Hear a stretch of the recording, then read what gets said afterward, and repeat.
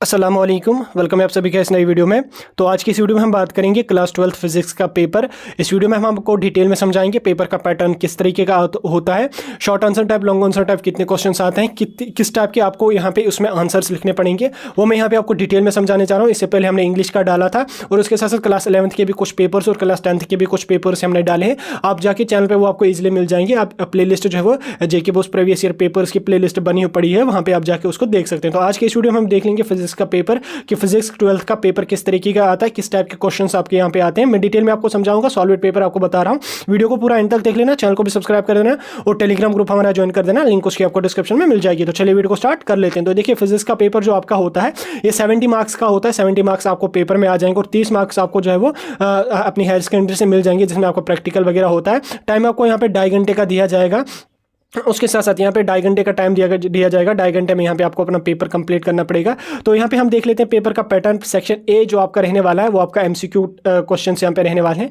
5 MCQ questions आपको आ जाएंगे, 5 के 5 आपको करने पड़ेंगे। हर क्वेश्चन का यहाँ पे आपको 1 मार्क्स मिलने वाला है। तो एमसीक्यू क्वेश्चन की यहाँ पे अगर हम बात करें, ज़्यादा टफ क्वेश्चन आते नहीं है। तो यहाँ पे मैं आपको सॉल्व थोड़े क्वेश्चन आपको बता रहा हूँ। Charge resides only on the outer surface of A charged conductor. Question यहाँ पे बता रहा है कि जो चार्ज होता है वो चार्जेड कंडक्टर के आउटर सर्फेस पे ही यहाँ पे रहता है। तो इसको आपको यहाँ पे ट्रू या फॉल्स बताना है कि क्या ये सही है या गलत है। देखिए जो चार्जेड पार्टिकल होता है उसके अंडर इलेक्ट्रिक फील्ड जो है वो जीरो होता है, क्योंकि म्यूचुअल रिपल्शन वहां पे होती है। आपको पता ही होगा, आपने पढ़ा होगा उसके बारे में। तो उस वजह से जो चार्ज होता है वो आउटर सरफेस पे ही यहाँ पे रहता है। दैट मीन्स कि ये आपका जो है वो ट्रू है। उसके बाद यहाँ पे क्वेश्चन नंबर 2 यहाँ पे अगर आप देख लोगे, what is the condition of balanced position for Wheatstone bridge. Wheatstone bridge किस कंडीशन में यहाँ पे बैलेंस्ड होगा। देखिए व्हीटस्टोन ब्रिज उस कंडीशन में बैलेंस्ड होगा जब गैल्वेनोमीटर से कोई भी करंट फ्लो नहीं करता है। कब करंट उसके अंडर फ्लो नहीं करेगा, जब नून और वेरिएबल रेजिस्टेंसेस को हम एडजस्ट करेंगे। तो उस कंडीशन में यहाँ पे व्हीटस्टोन ब्रिज जो है वो स्टेबल आपका या बैलेंस्ड आपका होता है। इसमें यहाँ पे आपको एक लाइन में आंसर लिखना है। इसमें जैसे अगर आप इतना लिखोगे, when no current flows from galvanometer, तो इतना ही आपका चलेगा। आपका 1 मार्क्स इसमें डन है। उसके बाद यहाँ पे नेक्स्ट आपका क्वेश्चन है, question number 3, ozone layer is present in stratosphere region of atmosphere. ये ट्रू या फॉल्स है। बिल्कुल ये ट्रू है। ओजोन लेयर जो वो स्ट्रेटोस्फियर में ही प्रेजेंट होती है। उसके बाद नेक्स्ट यहाँ पे है question number 4, define threshold frequency. Threshold frequency के बारे में आपको एक यहाँ पे लाइन लिखनी है। देखिए threshold frequency, minimum frequency required for photo electric emission. इतना ही अगर आप लिख लोगे तो आपका 1 मार्क्स यहाँ पे डन हो गया। उसके साथ साथ यहाँ पे क्वेश्चन 5 यहाँ पे आपको दिख रहा होगा, P type semiconductor is electrically neutral. P type semiconductor जो है वो इलेक्ट्रिकली न्यूट्रल होता है। ये ट्रू है या फॉल्स है। देखिए पी टाइप सेमीकंडक्टर जो है वो इलेक्ट्रिकली न्यूट्रल होता है, क्योंकि there is no addition of charged particles inside the semiconductor. उस कंडीशन में क्या होता है कि आपका जो सेमीकंडक्टर होता है वो न्यूट्रल होता है, इसलिए ये भी आपका यहाँ पे ट्रू रहने वाला है। तो ये हो गया आपका एमसीक्यू जो मैंने सॉल्व आपको थोड़ा सा समझाने की कोशिश की ताकि आपको थोड़ा सा समझ आ जाए। उसके बाद सेक्शन बी की यहाँ पे अगर हम बात करें, सेक्शन बी में यहाँ पे आपको जो है वो 2 मार्क्स वाले क्वेश्चन आते हैं। ये भी आपको 5 क्वेश्चन आ जाएंगे। इसमें यहाँ पे आपको पहले एक न्यूमेरिकल आ जाएगा और न्यूमेरिकल का यहाँ पे आपको और पार्ट भी देखने को मिलेगा। ये आपको इसमें अच्छी एक बात देखने को मिलेगी, इसमें जो न्यूमेरिकल क्वेश्चंस होते हैं जो थोड़ा सा टफ होते लगते हैं स्टूडेंट्स को, इसमें यहाँ पे आपको आर पार्ट देखने को मिलेगा। फॉर एग्जांपल यहाँ पे find the electrostatic potential energy of an electric field having magnitude of each charge is as 3 × 10⁶ coulomb separated by distance of 2 × 10⁷ metre. इसके लिए आपको फॉर्मूला लगेगा 2 या 3 लाइंस में, ये आपका आंसर आ जाएगा। ये अगर आपका आ जाएगा, उसके साथ साथ अगर ये आता तो ठीक है, नहीं तो आप और पार्ट वाला कर सकते हैं। 3 कैपेसिटर्स ऑफ कैपेसिटेंस, ये आपको उनकी कैपेसिटेंस है। उसके बाद connected in series find the capacitance of combination, ये आपको देखना है।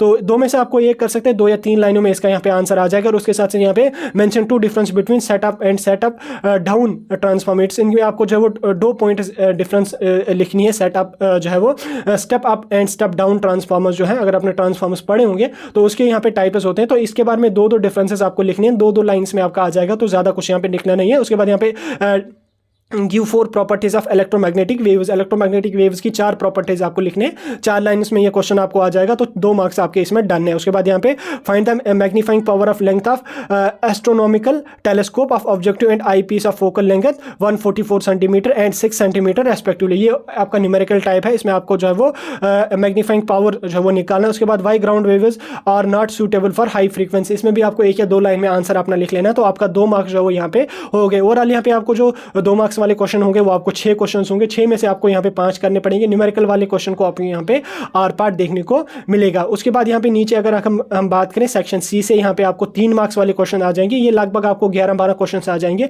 इसमें यहाँ पे आपको जो न्यूमेरिकल टाइप क्वेश्चन होंगे उसमें आपको आर पार्ट देखने को मिलेगा। फॉर एग्जाम्पल यहाँ पे find the relation between current and drift velocity, इसके डेरिवेशन का यहाँ पे क्वेश्चन है। ये अगर आप करते हो तो ठीक है। उसके बाद यहाँ पे रेजिस्टिविटी का यहाँ पे आपको एक क्वेश्चन और आता है। 2 में से आपको एक कर सकते हैं। और उसके साथ साथ यहाँ पे अगर आप नीचे देख लोगे, नीचे आके और फिर एक आपको जो क्वेश्चन देखने को मिलेंगे। इसमें आपको जो 3 मार्क्स के क्वेश्चन है, 3 या 4-5 लाइन्स में ये आंसर आपका अगर इसमें आ जाता है तो ठीक है, तो आपका 3 मार्क्स जो इसमें डन हो जाएगा। और उसके साथ साथ यहाँ पे आपको इसमें कुछ 2-3 न्यूमेरिकल टाइप क्वेश्चन भी आ जाएंगे, लेकिन मैक्सिमम क्वेश्चन जो होंगे वो आपके थ्योरेटिकल बेस पे ही होंगे। इसमें आपको सारे के सारे क्वेश्चन यहाँ पे कंपलसरी है करना। आप स्क्रीनशॉट अगर लेना चाहते हैं तो वो भी यहाँ पे आप ले सकते हैं। इसमें यहाँ पे अगर आप देख लोगे, यहाँ पे आपको मैक्सिमम क्वेश्चन जो होंगे वो न्यूमेरिकल टाइप ही होंगे। यहाँ पे आपको न्यूमेरिकल नहीं, थ्योरेटिकल सेक्शन से ही मैक्सिमम क्वेश्चन होंगे। कुछ 2-3 क्वेश्चन यहाँ पे आपको न्यूमेरिकल टाइप होंगे, बाकी यहाँ पे आपका सारा का सारा थ्योरेटिकल सेक्शन से ही रहने वाला है। उसके बाद सेक्शन डी की यहाँ पे अगर हम बात करें, सेक्शन डी में यहाँ पे आपको 4 मार्क्स वाला क्वेश्चन आने वाला है। इसमें यहाँ पे आपको एक पैसेज टाइप देखने को मिलेगी। तो इस पैसेज टाइप को आपको एक बार पढ़ना है। पढ़ने के बाद यहाँ पे आपको जो है वो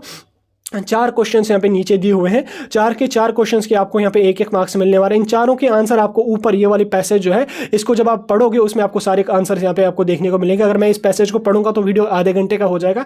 पढ़ने की जरूरत नहीं है, आप खुद भी इसको पढ़ सकते हैं। तो जब आपका पेपर आपको देखने को मिलेगा तो इस पैसेज को पढ़ के ये 4 क्वेश्चन जो होंगे इसके आंसर आपको वहीं पर देखने को मिलेंगे इसी पैसेज में। यानी कि ये 4 क्वेश्चन आपको नीचे से उठाने, जैसे हम शॉर्टकट में कहते हैं कि उसी तरह से आपको नीचे से उठाने, काफ़ी ईजी क्वेश्चन होंगे ये भी। आपको उनके आंसर आपको ऊपर ही यहाँ पे आपको देखने को मिलेंगे। उसके बाद यहाँ पे लास्ट सेक्शन ई रहने वाला है। सेक्शन ई में यहाँ पे आपको टोटल 3 क्वेश्चन यहाँ पे आपको रहने वाले हैं, जिनको हम लॉन्ग आंसर टाइप क्वेश्चंस भी कहते हैं। तो 3 मार्क क्वेश्चन जो होंगे आपको 5-5 मार्क्स के देखने को मिलेंगे। इसमें यहाँ पे आपको हर क्वेश्चन का आर पार्ट भी देखने को मिलेगा। फॉर एग्जाम्पल यहाँ पे state Gauss laws derive an expression for the electric field due to infinite line of charge, इसका यहाँ पे आपको आर पार्ट भी देखने को मिला। Give the principle construction and working of Van de Graaff's generator. और उसके साथ साथ ये जनरेटर वगैरह जो भी है ये आप बिल्कुल पढ़ के जाना। ये डेफिनेटली आपको 1-2 क्वेश्चन इसमें डेफिनेटली आपके आ जाते हैं। उसके साथ साथ यहाँ पे अगर नीचे आप देख लोगे, इसमें भी आपको डेरिवेशन या यहाँ पे अगर इसमें आर पार्ट भी देख लोगे, what are the diamagnetic, paramagnetic and ferromagnetic substance give their properties वगैरह देखने को मिलेंगे। 5-5 क्वेश्चन, 5-5 मार्क्स वाले क्वेश्चन होंगे। तो इनमें आपको जो है वो एक 1.5 पेज में भी अगर आपका आंसर आ जाएगा, क्योंकि ये जो क्वेश्चन होते हैं ये लॉन्ग आंसर टाइप क्वेश्चन होते हैं, ये आपने ऑलरेडी अच्छी तरह से पढ़े होते हैं। तो इसका आप आंसर भी इजीली अच्छा खासा आंसर इसमें लिख सकते हैं। तो कोई इसमें ज़्यादा दिक्कत की बात है नहीं। तो इस तरीके का यहाँ पे आपको फिजिक्स का पेपर रहने वाला, जो मैंने आपको डिटेल में समझाने की पूरी कोशिश की कि पेपर का पैटर्न किस तरह रहता है, किस में आपको कितने टाइप के वर्ड्स यहाँ पे आंसर लिखने हैं, वो मैंने आपको सारा डिटेल में समझाने की कोशिश की। अभी आपको समझ आ गया होगा। स्टिल कोई कंफ्यूजन, कोई भी कुछ डाउट आपका है तो आप कमेंट सेक्शन में मुझसे बता सकते हैं। बाकी सब्जेक्ट्स का अगर आपको पेपर चाहिए उसका भी आप हमें बता सकते हैं, वो भी पेपर हम आपको प्रोवाइड कर